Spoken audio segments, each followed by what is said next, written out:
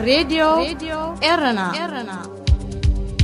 راديو إيرنا كاب كتما باريس محلالف بإرتوران غازت إنياتا زدالو نتا راديو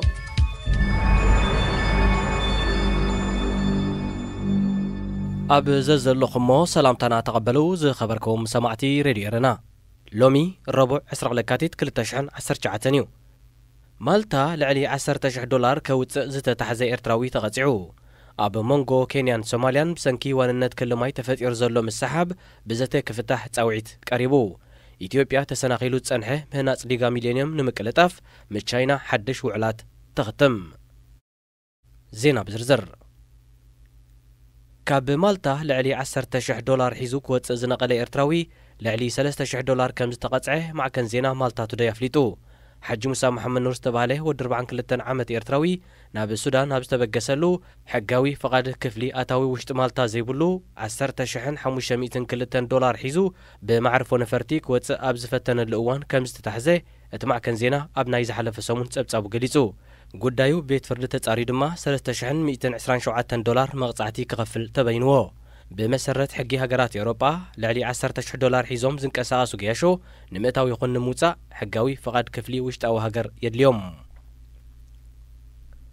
أب مونغو كينيان سوماليان بسنكيوان النت كل ماي تفتير زلو مسحاب بزاته كفتح كم زغل بوليتيكانيات كلتين هجرات يجلسو متفنان كلتين هجرات أب سالستزيه بيسو زلو منقس سومال وانت كينيا بزخونة كل ماي أهجراوين تكالات عدنا غاز الندادن دهساس ككايدا فقيدو بزبل كسي منقست كينيا نا أمباسادر سومال كاب هجرو بمسقوق أب مقادشو زنبره أمباسادر دمه دحري مسحاويو اتي كاب كل تشحن 14 حيزو زي ساحب زلو كل ماي بهجرا بيت فردي وسانيك وهابو كم زغلي قلت علو يخون مبر منقست كينيا أب جماجم هنداوك أنا زركب أستاتمي تشح 400 كيلومتر شفن بوتا لعلاوي كفال هاجرو مخانو بمتكاس منقس سومال أبتي كبابي زكايدو زلو متتاو بتري كونينو منقس سومال بوغنو منقست كينيا وسيدو زلو أمباسادر سومال نايمس غوغن أمباسادر كينيا نايمس حابن سقومتي زت عسيو كبل نقيفو أزيا مونغو سوماليان كينيان تخسيت زلو وطري نتياب زوبا تغلاقيلو زركب تسفاتات زت سلمت كيكون حيالو تنتنتي سقاتهم يقلزو أزي كم زيلن كله مزيا مونغو كلتين هاجرات تخسيت زلو مسحاب كاب كينيا ناب الصومال زاتو زنبرة جات دويلو كاب إثيوبيا تراي كوينو كم زلو استفلاليا مع كنا زينات قيسن الصومال كاب كينيا مليونات دولار زقمت جات كم تأتو يفلت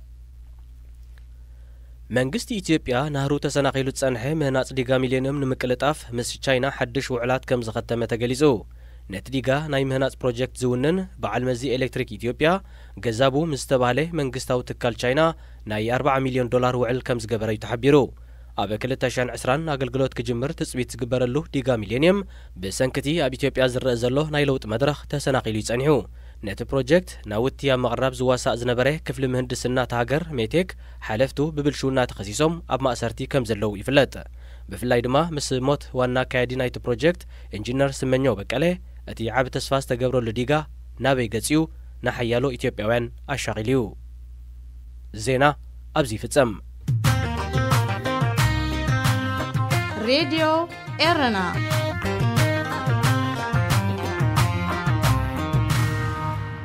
داغماي سلامتنا تقبلو زخبركم سمعتنا قاتيلو زغرب مدب بسناي زرأ تولد زدالو مدب علم كميرلو يكخون سناي مكتال هذه إذاعة إيرنا أبزي سومونزي إثيوبيا كان مسلا زدون كونتات أي وصأتن كأنيا بزغلا فريسو بز مسجد نديدو زبل زيناتات كأ سلمات خوينو حليفولو بزي كازي أب حبرة أفريقيا زتمت أطاروتو بوتا كتركب أي كالتن إثيوبيا السودان أب قربا غزي أب ستوغانفا حزباوي تقاوموتات سبات كسابت إيتن ببترن كرمو تبتحيو بزبل كسي علماوي صفئتات كمتا كأنيلو إتا هاجر غنا زيدك أسا كم قداي دارفور زأمسلا بسلاتات سلزلوا بحجي كمتا زقل كستات انت تدربون كاتسيلون كحيلا كم زقل إيقمات نلو مجن بزرزر ناب إيراق أمريكان سمين كوريان قصناينا كنبل سنة مكتال إيراق رئيس كتما إيراق بغداد ببهلن إداغتات متحفتن فلتي كتمايا حجخ آتو الساقي ملاليز والساقاتيات مسل ኣብ በቕዳድ ሓደ ሓድሽ ንበጻሕቲ ተባሂሉ ዝተዳለወ ቤተ መዘክር ኩናት ተኸፊቱሎ እዚ ቤተ መዘክር እዚ ንኽብርቶም ኣንጻር ጉጅለ ኣይሲስ ኣብ ዝተኻየደ ግጥማት ዝወደቑ መብዛሕትኦም ኣባላት ሸዓ ዝኾኑ ኣሽሓት ወተሃደራት ኢራቅ ዝቖመ ምዃኑ ከዓ ይንገራሎ ብዘይካዚ ኣብዚ ቤተ መዘክር እዚ ሓደ ካልእ ነጥቢ ነፂሩ ይርአ ንሱ ከዓ ኢራን ንኢራቅ ትገብረላ ዘላ ደገፋት ይዓቢ ከም ዘሎን ኣገዳስነቱ እውን ከምኡ ከም ዝወሰኸን ይንበብ ፖለቲካውን ወተሃደራውን ሓይሊ ኢራን ኣብ ምስዓር ጉጅለ ኣይሲስ ንመንግስቲ ኢራቅ ብዝገበሮ ደገፍ ኣዝዩ ጎልቢቱ ከም ዘለውን ተንተንቲ ይገልጹ ቤተ መዘክር ኩናት በቕዳድ ኣብ ሓደ ካብቶም ታሪኻውያን ዝበሃሉ ህንጻታት እታ ከተማ ምድኳኑ ከዓ ክሳብ ክንደይ ትርጉም ከሕልፍ ኣለዎ ተባሂሉ ከም ዝተዳለወ ዘርእዩ ኣብ ውሽጡ መወንጨፊ ሮኬታት ድሮናትን ካልእ ዓይነት ወተሃደራዊ ናውትን ኣሎ እዚ ወተሃደራዊ ኣጽዋራት እዚ ኣብቲ ኣብ ኢራቅ ኣንጻር ኣይሲስ ተኻየደን ውድቀት ኣይሲስ ዘመስከረን ዝበሃለሉ ኩናት ኣብ መዓላ ዝነበረን ዝተሰልበን እዩ በጻሕቲ ናብዚ ቤተ መዘክር እዚ ብምኻድ እቲ ኩነታት ከመይ ከም ዝነበረ ክግንዘቡ ብዙሕ ከም ዝሕግዝ ኣቆምቱ ይሕብሩ ሓንቲ ብሞያ መምህር ዝኾነት ኢራቃዊት ነቲ ቤተ መዘክር ምስ በጽሐት ኣብዚ ሕጂ ዘለናዮ ሃዋህው ክንበጽሕ ኣብ ክንዳና ክንደይ ከም ዝወደቑን እቲ ኩነታት ከመይ ከም ዝነበረን ተረዲኤ ክትብል ገሊጻ እዞም ምእንታና ዝወደቑ ህርመት ልቢ ኢራቅዮም ክትብል ከዓ ወሲኻ እዞም ኣንጻር ኣይሲስ ተዋጊኦም ዝበሃሉ መብዛሕትኦም ሺዓ ዝኾኑን ምስ ኢራን ጥቡቕ ርክብ ኣለዎም ዝበሃሉ ሰራዊት ኢራቅ ግን መን እዮም እወ ኣቃውሞኦም ከምዚ ዝተባህለ ክነሱ ኣብ ውሽጦም ክርስቲያን ኢያዚድን ሱንን ጉጅለታት እውን ዝሓቑፉ ሓይልዮም ከም መፀውዒ ከዓ ሓይልታት ህዝባዊ ምንቅስቓስ ብቋንቋ ዓረብ ሓሸድ ኣልሻዕቢ ይበሃሉ እዚ ሓይሊ እዚ ኣብ ሰነ ናይ 2014 በቲ ዓብዪ ናይ ኢራቅ ኣያቶላህ ዓሊ ኣል ሲስታኒ ፃውዒት ምስ ተገብረሉ ዝቖመዩ ንሱ ብወለንታ ኣንጻር ኣይሲስ ዝቃለሱ ኢራቃውያን ክርከቡ ፀዊዑ ፃውዒቱ ከዓ ሰማዕ ረኺቡ ቁፅሮም እውን ብዓሰርተታት ኣሽሓት ዝቁፀር ነይሩ ኣብቲ እዋን እቲ ናይ ኢራቅ ወተሃደራውን ፀጥታውን ሓይሊ ዳርጋ ጠሪሹ ዓንዩ ነይሩ ብዘይካዚ ኣይሲስ ነታ ካልእቲ ከተማ ኢራቅ ዝኾነት ሞስልን ንዝበዝሐ ክፋላት ሰሜንን ምዕራብን ኢራቅ ተቆጻጺሩ ነይሩ እዩ ቀስ እናበለ ከዓ ናብ በቕዳድን ደቡባዊ ክፋል ኢራቅ ገጹ ተጸጊዑ ኣብ ከምዚ ግዜ ከኣዩ ዝገብሮ ዝጠፍኦ መንግስቲ ኢራቅ ንምልሻ ሽዓይት ኢራቅ ከም ዋሕሱን ድሕነቱን ገይሩ ክቕበሎ ዝተገደደ ብኸምዚ ኩነታት ንድሕነት ኢራቅ ዝቖመ ምልሻ ኣንጻር ኣይሲስ ኣብ ዘካየዶ መሪር ኩናት ናይ 7,000 ተቓለስቱ ህይወት ከፊሉ በዚ ከኣዩ ንኢራቅ ዘድሓነ ቅዱስ ሓይሊ ዝብል ሽም ክረክብ ክኢሉ ድሕሪ ዝሞ እንታይ ሰዓበ እወ ሚሊሻ ሽዓይት ኢራቅ ብዝተጎናጸፎ ዓወት ኣብ ፖለቲካን ውትድርናን ኢራቅ ዓብይን ወሳንን ቦታ ክሕዝ ክኢሉሎ ሎማ ኣብ ኢራቅ ህላወ እዚ ምልሻ እዚ ዳርጋ ኣብ ነፍሲ ወከፍ ዞባት ሃገር ጉድ ኮይኑሎ ኣብ ገለ ቦታታት እውን ዓዳዊ መንግስቲ ኣቆይሙ ይርከብ ኣብ መሳኹቲ እንዳሻህን ካልእ ቦታታትን ኣሳኣል ስዋኣቱ ብምስቃል ከዓ ክብሩ ክዕዝዝ ይፍትን ድሕሪ ውድቀት ኣይሲስ ኣብ ኢራቅ ኣብ 2018 ባይታዊ ምርጫ ተኻይዱ ነይሩ ልፍንትት ምልሻ ከዓ ን48 መናብር ተዓዊቱሎ ብደረጃ ፖለቲካ ከዓ ኣብ ባይቶ ካልኣይ ዝዓበየ ኮይኑ ኣብዚ ባይታዊ ምርጫ ዝተጎናጸፎ ዓወት ምስቲ ኣብ ባይታ ንኣይሲስ ምስዓር ዝዓተሮ ዓወት ተደሪቡ ከኣዩ ሎሚ እቲ ምልሻ ኣብ ፖለቲካ ኢራቅ ወሳኒ ስፍራ ክሕዝ ክኢሉ ዘሎ በቲ ኣብ ኢራቅ ዝወፀ ሓድሽ ባጀት ኣብዚ ሕጂ እዋን ወተሃደራት እቲ ምልሻ ብምዱብ መሃያ ይርከቡ ምህላዎም እውን ካልእ ተደራቢ ሓይሊ ኮይንዎ ከም ዘለዩ ዝግለጽ ኣብዚ ኩነታት እዚ ግን ሓደ ሓደጋ ተፈጢሩሎ ንኢራቅ በመሰረት ታሪክ እታ ሃገር ሓደ ወገን ናይ ብረትን ፖለቲካን ሓይሊ ሓዊሱ ዕድል ክረክብ ከሎ ህውከትን ውድቀትን እምበር ካልእ ጽቡቕ ነገር ተረኣዩ ኣይፈልጥን እዩ ሎሚ በዚ ኩነታት እዚ ተደሪኾም ሱኒ ኢራቅ ከምቲ ኣብ ኢራን ብሰውራዊ ሓለዋ ኣብ ሊባኖስ ከዓ ብህዝቡላህ ዘሎ ዕብለላ ኣብ ኢራቅን ሺዓ ከይዕብለልን ሓደጋ ከይፈጥርን ስጋት ኣለዎም ብፍላይ ሎሚ ሽዓ ንቁጠባዊ ሓይሊ ኢራቅ ኣብ ምብሓት ገጾም ኣብ ዝኸድሉ ዘለዉ እዋን እትስክፍታ እናወስኸዩ ዝኸይድ ዘሎ ኣብታ ሃገር ዘለዉ ዲፕሎማሰኛታት ኣሜሪካ ብዝህብዎ ሓበሬታ ሚሊሻ ሻዕይት ኢራቅ ክሳብ 140,000 ሰራዊት ዘለዎ ሓይሊ እዩ ብታንክታትን ካልእ ኣጽዋራትን ዝጎልበትን ናቱ ናይ ጸጥታ ክፋላት ዘለዎም ብምዃኑ ከዓ ንድልዳሊኡ ኣበራቲዑ ዘሎ ሓቂ እዩ ሓደ ካብ ሓያላት መራሕቱ ኣብ ኢራቅ ስግኣት ክሳብ ዘሎ ህላወና ቀጻልን ኣገዳስን እዩ ዝብል ቃሉ እቲ ሓይሊ ኣማሲኡ ነታ ሃገር ክብሕታ ከም ዝኽእል የመስክር ዝብሉ ወገናት እውን ኣለዉ ኣሜሪካ ብመንገዲ ፕሬዚደንታ ብሜክሲኮ ብወገን ደቡብ ዝመጸኒ ብስደተኛታት ላቲን ኣሜሪካ ዝድረኽ ሓደጋታት ጸጥታ ኣሎን ኢላ ኣምሪራ ካብ ትዛረብ ሓያለ ገይሩሎ ድሕሪ ምዕፃውን ምኽፋትን መንግስቲ ከዓ ኣብ ዝሓለፈ ዓርቢ ፕሬዚደንት ዶናልድ ትራምፕ ኣዋጅ ሓደጋ ኣዊጁ እተን ንመናድቕ ዝኾና ገንዘብ ከይሃብኩሙኒ መንግስቲ ጉም ከብላየ ዝብል ቅድመ ኩነት ብምቕዳም እዚ ስጉምቲ እዚ ናብቲ ባጀት ዘጽድቕ ኣካል ዝኾነ ኮንግረስ ገጹ ከብልን ተቃውሞታት ከጋጥሞን እዩ ትጥቢት ዘሎ ዶናልድ ትራምፕ ናብ ከምዚ ስጉምቲ ዘእተዎ ሃገርና ብሓሽሽ ብሰገርቲ ሰብን ኩሉ ዓይነት ገበናት ብዝፍጽሙ ሰባትን ተወሪራ ብዝብል ሞጎት እዩ ንሱ ነዚ ሓደጋ እዚ ዘውሕስ መንደቕ ኣብ መንዳቕ ገንዘብ ካብ ክፍሊ ወተሃደርን ካልእ ክፍልታት እቲ ሃገርን ክወስድ ምዃኑ እዩ ዝገልጽ ዘሎ ዋላ እኳ ኣብ ግዜ ምርጫ ንወጻኢታት እቲ መንደቕ ሜክሲኮ ባዕልያ ትኸፍል ይብል እንተነበረ ብኣውራ ኣካላቱ ገይሩ ምምሕዳር ትራምፕ 8 ቢልዮን ዝኸውን ገንዘብ መንደቕ ንምንዳቕ ዝሕግዝ ክረክብ ምዃኑ ከም ትሑዝ ገይሩ እዩ ዝገልጽ ዘሎ ካብ ኮንግረስ ኣሜሪካ ንመንደቕ ኣሜሪካ ሜክሲኮ ዝተሓተ ገንዘብ 5.7 ቢልዮን ነይሩ እንተኾነ ኮንግረስ ቀሪቦ ዘሎ ገንዘብ 1.4 ቢልዮን ጥራዮ ሰልፊ ዲሞክራሲ ኣሜሪካ እዚ ብዶናልድ ትራምፕ ዝድፋእ ዘሎ ስጉምቲ ዘይሕጋውን ንዘየለ ሓደጋ ዘመሳምስ ዘሎ ነጥብን ምዃኑ ኣብ መግላጽዮም ዝርከቡ ፕሬዚደንት ኣብ ሕጊ ኣሜሪካ ዘየለ ሓደጋ ዘየለ ከሎ ከም ዘሎ ገይሩ ዘቕርቦ ዘሎ ጠለብ ናብ ሕግን ተመሊሱ ዝሃርሞ ኩነታትን ገጹ ይኸይዳሎ ባህልቲ እውን እዮም ፕሬዚደንት ዶናልድ ትራምፕ እውን ሕማቕ ኣጋጣሚ ኮይኑ ነዚ ናይ ሓደጋ ኣዋጅ ብምውፃእና ብቤት ፍርዲ ክንክሰስ ኢና ግን ከዓ ክንዕወት ኢና ኢሉሎ ምእዋጅ ናይ ሓደጋ ኩነታት ብኣያይ ተጀመረን ዝበለ ዶናልድ ትራምፕ ፕሬዚደንትን ኮንግረስን ዝተሳነየ ነጥቢ እንተበፂሖም ነገር ክድቅስ ከም ዝኽእል ይገልጽ ኣሜሪካ ካብ 1976 ብመንገዲ መራሕታ 59 ግዜ ናይ ሓደጋ ኣዋጅ ኣውፅያያ ፕሬዚደንት ዶናልድ ትራምፕ ኣብ ዝሓጻር ግዜ ጥራይ 3 ግዜ ናይ ሓደጋ ኣዋጅ ኣዊጁሎ ንሳተን ከዓ ኣብ ጉዳይ ስደተኛታት በርማ ኣብ ምትእትታው ራሻ ኣብ ምርጫ ኣሜሪካን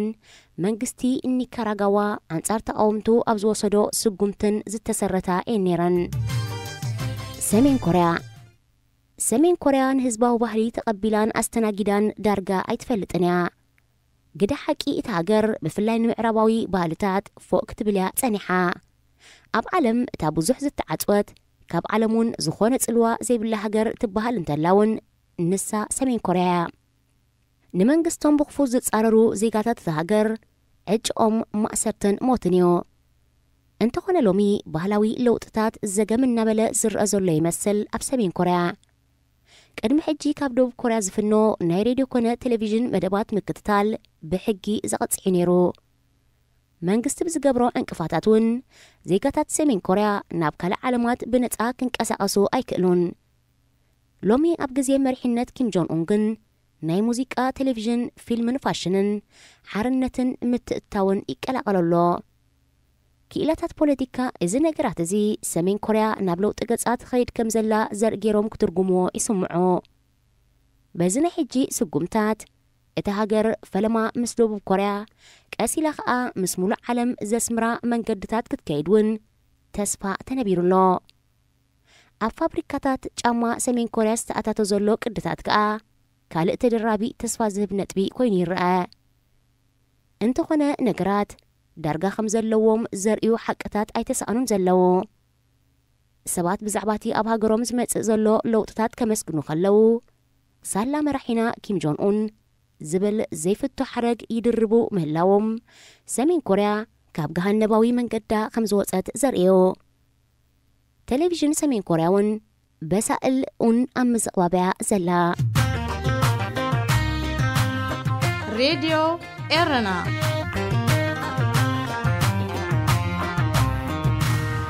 እዚ ትከታተልዎ ዘለኹም ካብ ከተማ ፓሪስ በቐጥታ ዝፍኖ ድምፂ ሬድዮ ኤረና እዩ ንምዝኻሩ ኣርስታት ዜና ከስማዕኩም ካብ ማልታ ልዕሊ $10,000 ሒዙ ክወፅእ ዝነቐለ ኤርትራዊ ልዕሊ $3,000 ተቐፂዑ ኣብ መንጎ ኬንያን ሶማልያን ብሰንኪ ዋንነት ክልማይ ተፈጢሩ ዘሎ ምስሓብ ብዘተ ክፍታሕ ከም ዝኽእል ፖለቲከኛታት ክልቲአን ሃገራት ይገልጹ መንግስቲ ኢትዮጵያ ናህሩ ተሰናኺሉ ዝጸንሐ ምህናጽ ዲጋ ሚልዮኒየም ንምቅልጣፍ ምስ ቻይና ሓድሽ ውዕላት ከቲሙ እዚ ድምፂ ሬድዮ ኤረና እዩ እዚ ሬድዮ ኤረና ድምፂ ራድዮ ኤረና እዩ ደቂ ሕጊ ካብ ሓንቲ ሓመድ ብሓንቲ ዕትብቲ ደቂ ሓንቲ ደቂ ሓንቲ ሕጊ ሕጎም ተሓኒቓ ትጥበሳብ ሓዊ ሓቂ ኸይትልከም ርሒቓ ተእዊ ትግረፍ ትቕበር ምስ ሓርበኛ ትብተን ትጸነት ብተምሳል ስደተኛ ሎም ደነጺሄ ናእዳው ገበነኛ ዘርእዶ ሰሲኑ ከሎ በላዕተኛ ሕጊ ትበክላ በዝንበትን ኮይና ደቃ ኸይትእክብ መፍቱሕ ሓደ ኾይና ናይ ነገር ሰብ ከኣ መሊኡ ዘይመልኣልካ ኣእምሮ ሂቡ ልቦ ኸልኣካ ልብን ተሃበካ ሕልና ኸልኣካ ሕልና ሂቡ ሓሞት ተኸልኣካ ሓሞት ተሃበካ ዓይኒ ኸልኣካ ደማሚሩ መዓት ይወድቀካ ሃዳናይ ምስ ደሙ ኣቡን ይኾነልካ በትሪ ዘዝሓዘ ይወጣውጠልካ እናረኣኻያ ሕጊ ትሞተካ ማእሰርቶም መግረፍቶም ክነስም ሞት ሕጊ መጮይቶም መቕተልቶም ክነስም ሞት ሕጊ ስደቶም ከርተቶም ክነስም ሞት ሕጊ ካብ ቀታሊ ሕጊ ክጽበዩ ሕጊ መሬት ዓሪባቶም ደቂ ሕጊ ኢደ ኢድካ ቢሎም ሕጎም ከይመልሱ ካብ ድፍዓት ኣስናን መልሓስ ይታኾሱ ድምፂ ተማቒሎም በበይኖም የልቅሱ ገጣሚ በኽረ ገብረ የሱስ ለካቲት 2014 هذه إذاعة إرنا ዝኸበርኩም ሰማዕትና ናይ ሰዓት ዚ ፈኖና ቅድሚ ምዛሙ ዜና ደጊማ ኣስማዕኩም ካብ ማልታ ልዕሊ $10,000 ሒዙ ክወፅእ ዝነቐለ ኤርትራዊ ልዕሊ $3,000 ከም ዝተቐጽዐ ማዕከን ዜና ማልታ ቱደይ ኣፍሊጡ ሓጂ ሙሳ መሐመድ ኑር ዝተባህለ ወዲ 42 ዓመት ኤርትራዊ ናብ ሱዳን ናብ ዝተበገሰሉ ሕጋዊ ፈቓድ ክፍሊ ኣታዊ ውሽጢ ማልታ ዘይብሉ $10,502 ሒዙ ብማዕርፎ ነፈርቲ ክወፅእ ኣብ ዝፈተነሉ እዋን ከም ዝተታሕዘ እቲ ማዕከን ዜና ኣብ ናይ ዝሓለፈ ሰሙን ጸብጻቡ ገሊጹ ጉዳዩ ቤት ፍርዲ ተጻሪዩ ድማ $3,127 መቕጻዕቲ ክኸፍል ተበይንዎ بمسرت حقي هجرات أوروبا لعلي $10,000 حيزوم زنك أساسو جيشو نمتاو يخون نموتسا حقاوي فقد كفلي وشتاو هجر يدليوم أب مونغو كينيان سوماليان بسنكيوان النت كل ما يتفتر زلو مسحاب بذاتك فتح كم زغل بوليتيكنيات كلتين هجرات يجلسو متفنان كلتين هجرات أب سالستزيه بيسو زلو منقص سومال وانت كينيا بزخونا كل ماي أقراوين تكالات عدنا غاز الندادن دهساس ككايدا فقيدو بزبل كسي منقص كينيا نا أمباسادر سومال كاب هجرو بمسقوق أب مقادشوز نبره أمباسادر دمه دحري مسحاويو أتي كاب كلتا شحن 14 نات حيزو زي ساحب زلو كل ماي بأقرا بيت فردي وسانيك وهابو كم زغلي قلت ألو يقول نبر منقص كينيا أب جماجم هنداو كأنس زركب أستات 140 كيلومتر شفن بوتا لعلاوي كفال هاجرو مخانو بمتكاس منقص سومال أبتي كبابي زكايدو زلو متأتاو بتري كونينو منقص سومال بوغانو منقص كينيا وسيدو زلو أمباسادر سومال نايمس غوغن أمباسادر كينيا نايمس حابن سقومتي زت عسيو كبل نقيفو أزيا مونغو سوماليان كينيان تخسيت زلو وطري نتيجة زوبا تغلاقيلو زركب تسفاتات زت سلمت كيكون حيالو تنتنتي سقاتهم يقلزو أزي كم زيلم كله مزيا مونغو كلتين هاجرات تخسيت زلو مسحاب كاب كينيا ناب الصومال زاتو زنبرة جات دويلو كاب إثيوبيا تراي كوينو كم زلو استفلاليا مع كنا زينات غيسن ሶማል ካብ ኬንያ ሚሊዮናት ዶላር ዝግመጫት ከም እትእቱ ይፍለጥ። መንግስቲ ኢትዮጵያ ናህሩ ተሰናኺሉ ጸንሐ ምህናጽ ዲጋ ሚሊዮንም ንምቅልጣፍ ምስ ቻይና ሓድሽ ውዕላት ከም ዝኸተመ ተገሊጹ። ነቲ ዲጋ ናይ ምህናጽ ፕሮጀክት ዝውንን በዓል መዚ ኤሌክትሪክ ኢትዮጵያ ገዛቡ ምስ ተባህለ መንግስታዊ ትካል ቻይና ናይ 40 ሚሊዮን ዶላር ውዕል ከም ዝገበረ እዩ ተሓቢሩ። ኣብ 2020 ኣገልግሎት ክጅምር ትጽቢት ዝግበረሉ ዲጋ ሚሊዮኒየም ብሰንክቲ ኣብ ኢትዮጵያ ዝርአ ዘሎ ናይ ለውጢ መድረኽ ተሰናኺሉ ይጸኒሑ። ነቲ ፕሮጀክት ናውቲ ኣብ መቕረብ ዝዋሳእ ዝነበረ ክፍሊ ምህንድስና ሃገር ሜቴክ ሓለፍቱ ብብልሹና ተኸሲሶም ኣብ ማእሰርቲ ከም ዘለው ይፍለጥ። ብፍላይ ድማ ምስ ሞት ዋና ኣካያዲ ናይቲ ፕሮጀክት ኢንጂነር ስመኘው በቀለ እቲ ዓብ ተስፋ ዝተገብረሉ ዲጋ ናበይ ገጺኡ ንሓያሎ ኢትዮጵያውያን ኣሻቒልዩ። ዝኸበርኩም ሰማዕትና ናይ ሰዓት ዚ ፈንወና ኣብዚ ዛዚምና ኣሎና ስለምክታልኩም ደጊምና ነመስግን። ሰላም። ሬድዮ ኤረና ሬድዮ ኤረና ካብ ከተማ ፓሪስ ዝመሓላለፍ ብኤርትራውያን ጋዜጠኛታት ዝዳሎ ነጻ ሬድዮ እዩ።